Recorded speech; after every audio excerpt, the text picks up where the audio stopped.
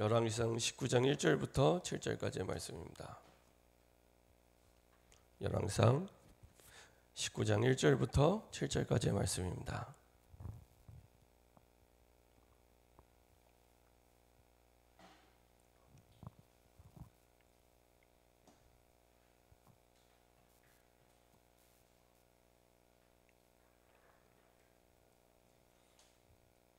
열왕기상 19장 1절부터 7절까지 다 같이 한 목소리로 합독하겠습니다.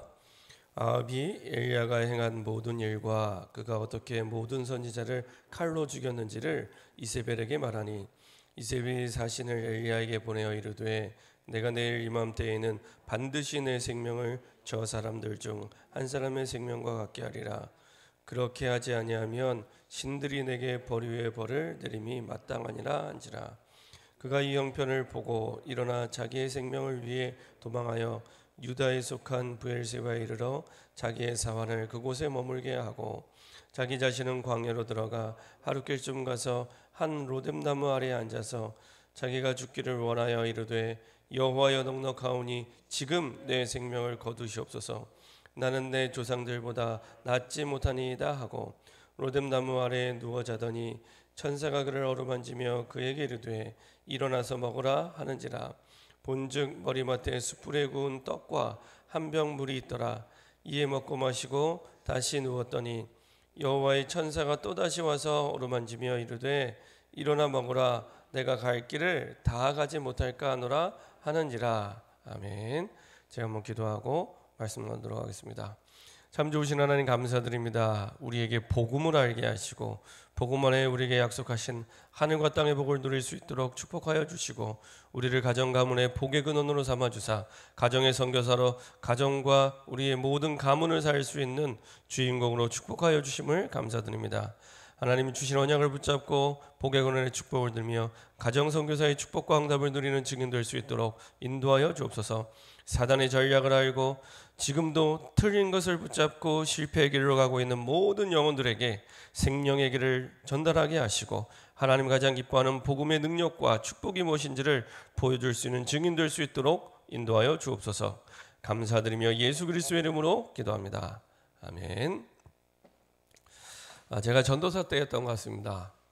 저희 친할머니께서 사실은 평생을 이제 복음을 모르고 사시다가 이제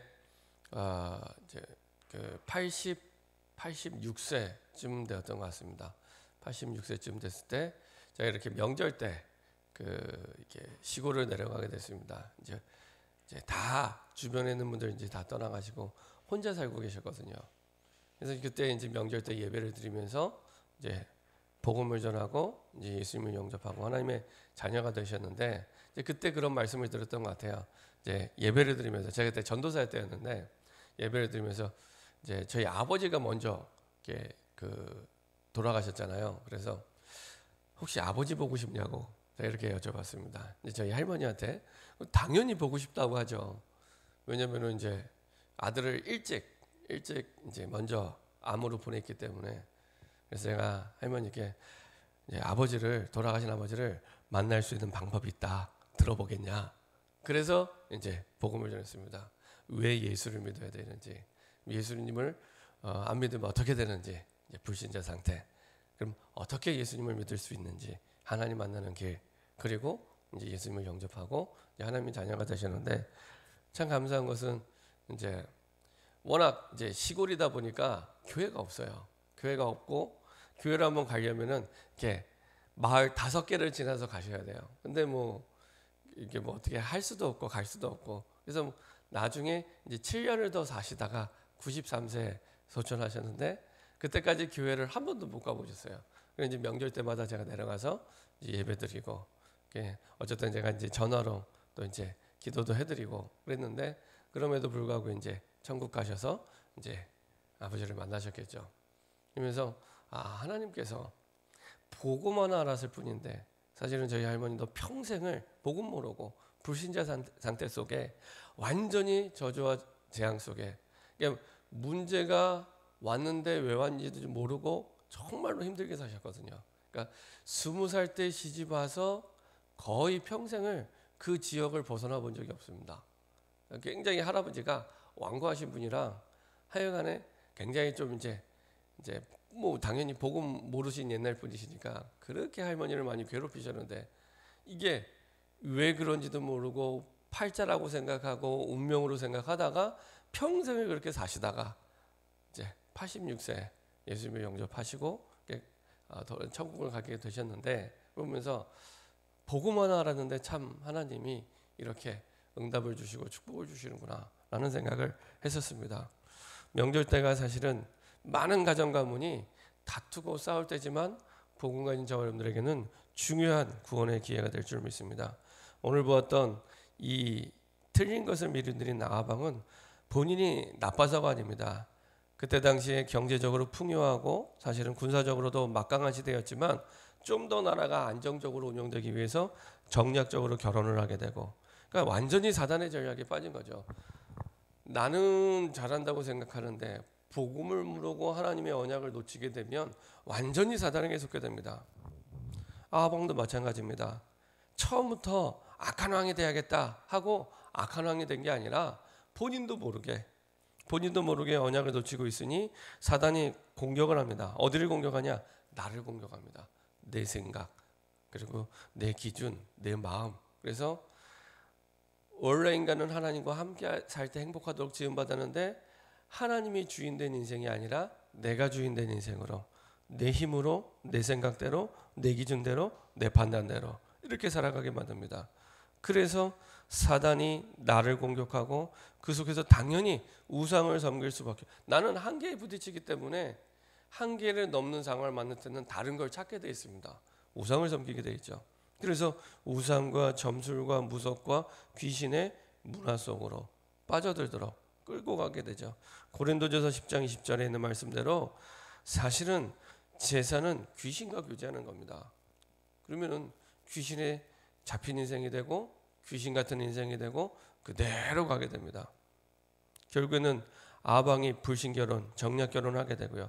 솔로몬이 실수했던 것과 똑같은 실수를 하게 됩니다. 우리가 보지 않았지만 열왕기상 11장 1절에 보면 솔로몬에게 수많은 이방 여인들이 찾아오게 됩니다. 그리고 후궁으로 들어오게 됩니다. 근데 그 후궁으로 들어올 때 그 사람들만 온 게 아니라 그 각 나라의 모든 이방신들, 우상들을 다 갖고 들어오게 됩니다. 그러면서 온 나라에 우상 숭배를 하게 되고 결국에는 나라가 둘로 쪼개지게 되거든요. 조금만 언약을 확인했더라도 사실은 안 그랬을 텐데 또 똑같은 실수를 반복합니다. 그 가운데서도 완전히 바알 숭배의 광신도인 이세벨을 아내로 맞아들이게 되죠. 그리고 드디어 사마리아뿐만 아니라 전국에 드디어 이 바알과 아세라 신전이 세워지면서 나라가 이제 우상 국가로 이제 무너지게 됩니다. 이 사실은 이게 아합 왕 때부터 아니라 본인도 몰랐겠죠. 오래된 각인 뿌리 체질 속에서 그렇게 길들여져 왔는데 아버지 오므리 왕 때부터 오므리 왕의 영적 상태 자체가 늘 우상 숭배하는, 거의 뭐 아합 왕하고 우상 숭배 1, 2위를 다투는, 근데 아버지를 완전히 넘어서는 아버지 때 그 영적 상태가 그대로 아들에게로 내려와서 사단의 전략에 속게 되죠. 그리고 자연스럽게 틀린 것을 붙잡게 됩니다. 틀린 것을 미리 붙잡게 되고 완전히 하나님의 백성이 우상 국가가 되고 850명의 거짓 선지자를 돕고 키우게 되고 완전히 시대가 당연히 올 수밖에 없는 재앙 시대가 됩니다. 그러니까 언약 하나를 놓쳤을 뿐인데 이게요 그대로 모든 시대마다 지금도 일어나고 있습니다. 코로나가 왜 왔냐? 뭐 중국이 일으켰다 뭐 그런 얘기하지만 물론 그럴 수 있습니다. 근데 더 중요한 거는 그 코로나가 일어날 수밖에 없는 시대의 영적 상태가 됐습니다. 하나님을 떠나서 완전히 우상 숭배 시대요, 완전히 언약을 잃어버린 시대요, 하나님과 반대 방향으로 가는 시대.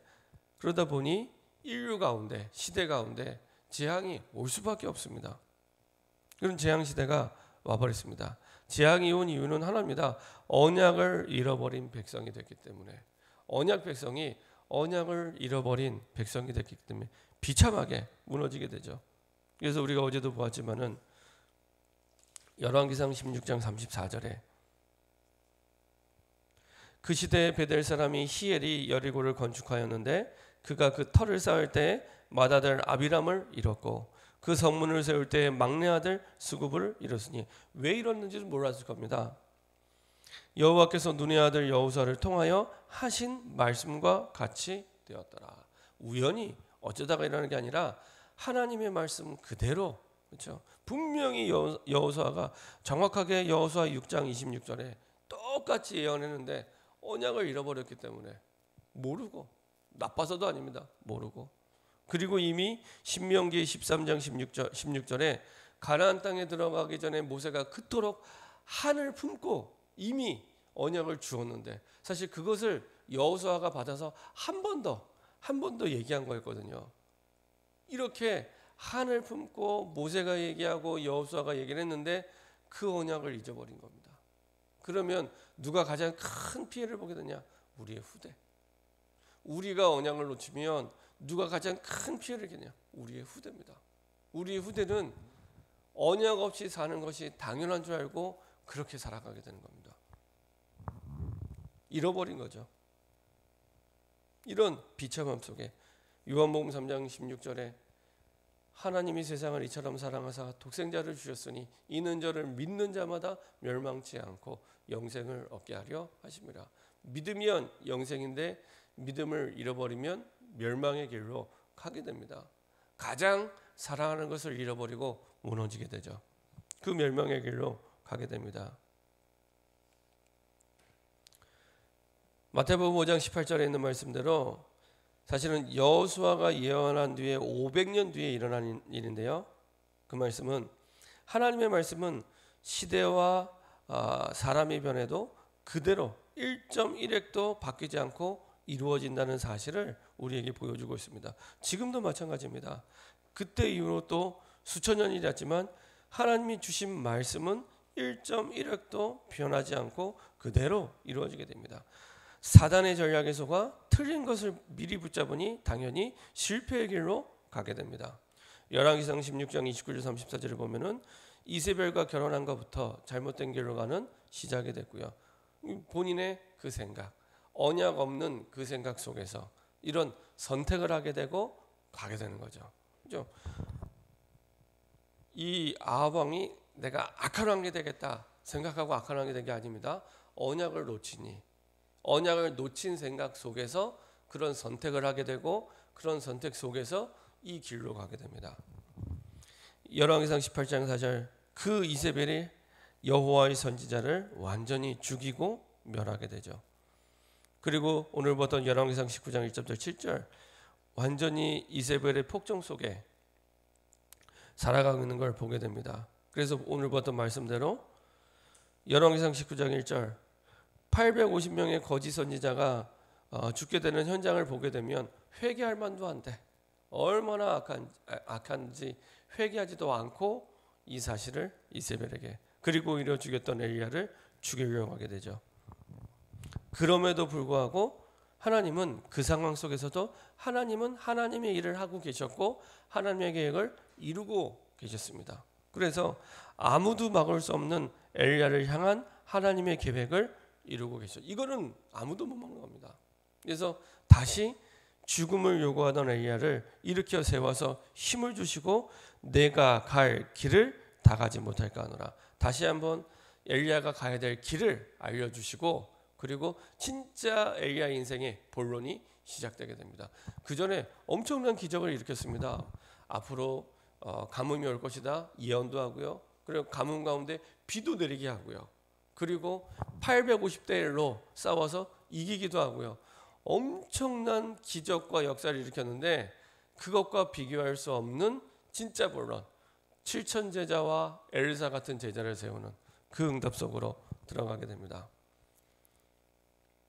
그래서 하나님께서는 어떤 상황이 와도 하나님의 일을 놓치지 않으시고 끝까지 포기하지 않으시고 이끌어 가십니다. 그래서 여러분들이 어떤 상황이 와도 한 가지만 질문하시면 됩니다. 내가 아무리 어려움을 당해도 아무리 고민을 해도 여전히 그 속에서도 하나님은 하나님의 일을 하고 계시는데 그 하나님의 일이 무엇인지 하나님이 지금 나에게 무엇을 원하시는지 그것만 붙잡으면 됩니다. 그러면 그 상황 속에서도 도저히 할 수 없는 절대 불가능의 상황 속에서도 절대 가능의 응답을 누리는 축복과 응답 속으로 들어가게 됩니다.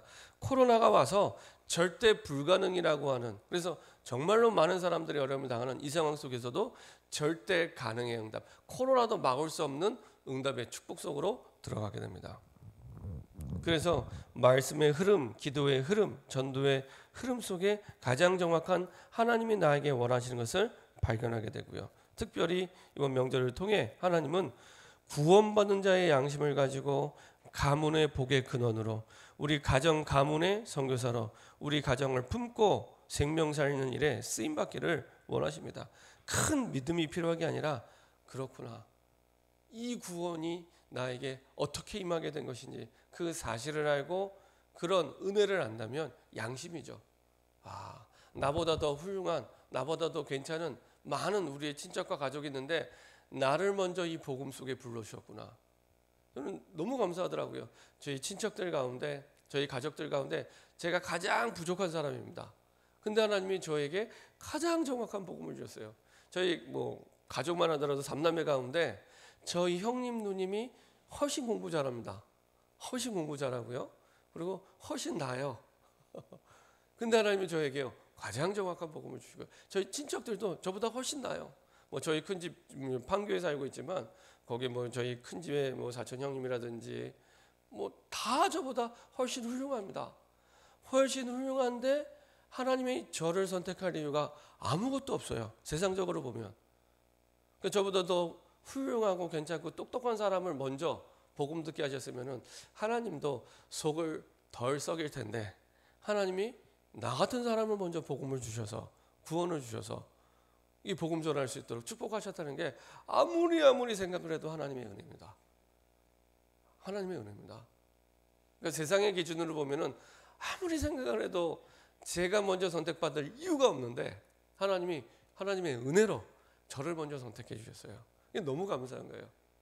그 은혜를 생각하면 자신, 가정, 가문을 위해서 기도하는 게 너무나 당연한 일입니다. 이게 양심입니다. 양심. 선교를 가면은 더 크게 느낍니다. 우리 서기석 성령님 계신 필리핀이나 아니면은 중국 선교 현장을 가면은 너무 어려운 분들을 많이 만나요. 근데 그 땅에 그분들은 그렇게 태어나고 싶어서 태어난 거 아니잖아요. 태어나 보니까 필리핀이에요. 너무나 힘든 나라. 지금도 백신을 제대로 맞지 못해서 사실은 너무 많이 이제 병으로 어려움 당하는, 중국도 말할 것도 없고요, 북한도 말할 것도 없고요. 태어나 보니까 가장 핍박받는, 거의 인간이 짐승 취급을 받는 북한. 태어나 보니까요. 감사하게도 태어나 보니 마음껏 예배드릴 수 있는 대한민국에, 마음껏 또 기도할 수 있는 이 대한민국에 태어난 것이, 그리고 복음 들을 수 있는 대한민국에 태어난 것이 하나님의 은혜구나. 그러니까 나를 구원해 주신 은혜를 생각하면 정말로 하나부터 열까지 모든 것이 하나님의 은혜입니다. 그 은혜 받은 양심을 생각하면 당연히 기도할 수밖에 없습니다.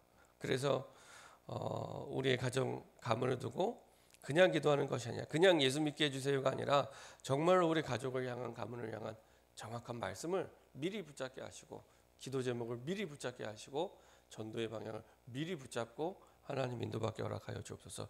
그때 미리 붙잡고 한번 만나보세요. 그 만남의 영적 분위기와 모든 것들이 하나님께서요 이끌어 가시고 있다는 것을 확인하고 체험하게 하실 줄 믿습니다. 이렇게 응답을 받는 저와 여러분 되기를 소원합니다. 합심해서 한번 기도하겠습니다. 틀린 것을 미리 누린 앞, 원래 나쁜 왕이 되려고 하나님 보시기에 악한 행동을 한 왕은 아무도 없습니다. 본인도 모르게 언약을 놓치게 되니 사단이 공격하는 내 생각, 내 마음, 내 기준 속에 사실은 틀린 것을 각인하게 하고, 틀린 것 속에 실패할 수밖에 없는 것을 선택하게 하고 무너지게 만들었습니다.